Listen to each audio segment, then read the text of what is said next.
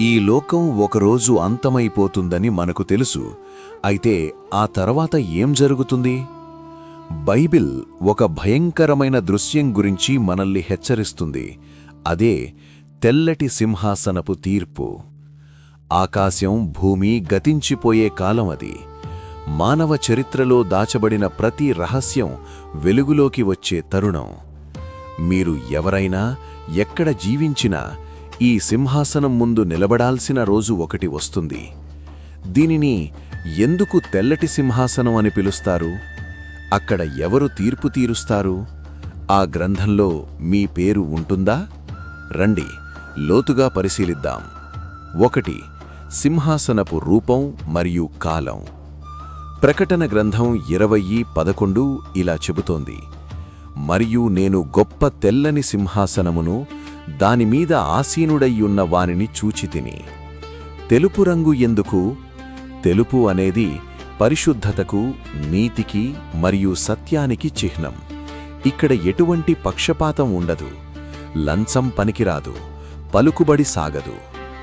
ఇది ఎప్పుడు జరుగుతుంది? ఇదొక ముఖ్యమైన కాలక్రమం.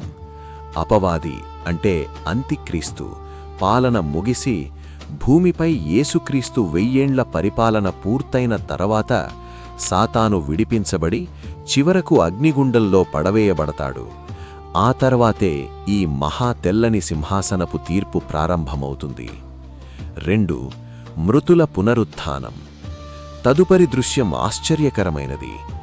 మృతులైన వారు గొప్పవారేమీ అల్పులేమీ ఆ సింహాసనమెదుట నిలబడియుండుట చూచితిని. సముద్రంలో మునిగిపోయినవారు, దహనం చేయబడినవారు, పాతిపెట్టబడినవారు, ఇలా 1000 ఏండ్లుగా మరణించిన వారందరూ సజీవంగా లేపబడతారు. మరణము మరియు పాతాళం తమలో ఉన్న మృతులను అప్పగిస్తాయి. ఆదాము మొదలుకొని చివరి మనిషి వరకు కోట్ల మంది ఆ సింహాసనం ముందు నిలబడతారు. అక్కడ వరుసలు ఉండవు, దాక్కోవడానికి చోటు ఉండదు. భూమ్యాకాశములు ఆయన ఎదుట నుండి పారిపోయెను అని బైబిల్ చెబుతోంది. అంటే మనిషి తప్పించుకోవడానికి విశ్వంలో ఏ స్థలమూ మిగిలి ఉండదు. 3. విప్పబడే గ్రంథాలు.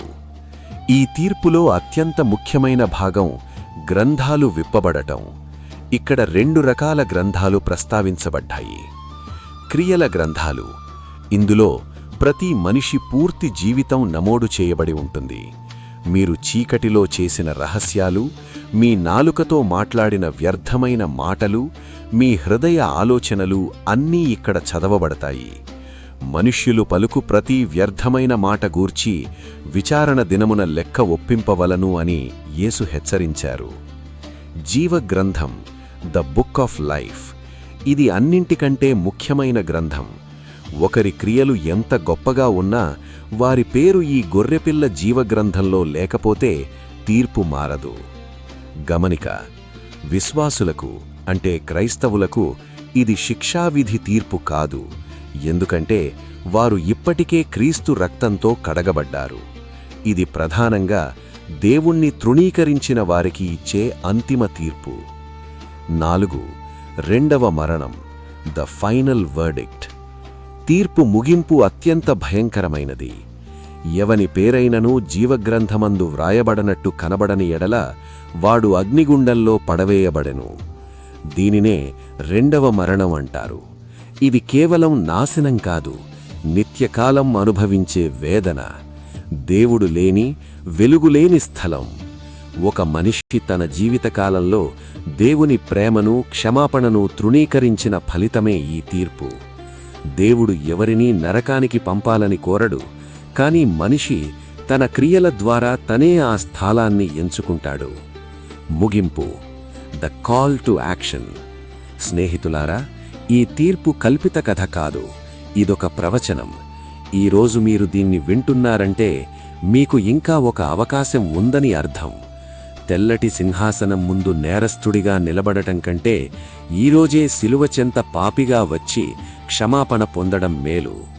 మీ పేరు జీవగ్రంథంలో వ్రాయబడి ఉందో లేదో ఖచ్చితంగా సరిచూసుకోండి. ఈ సమాచారం మీకు ఉపయోగకరంగా అనిపిస్తే ఇతరులకు కూడా షేర్ చేయండి. ఇటువంటి బైబిల్ సత్యాల కోసం మాతో కలిసి ఉండండి. దేవుడు మిమ్మల్ని దీవించుగాక.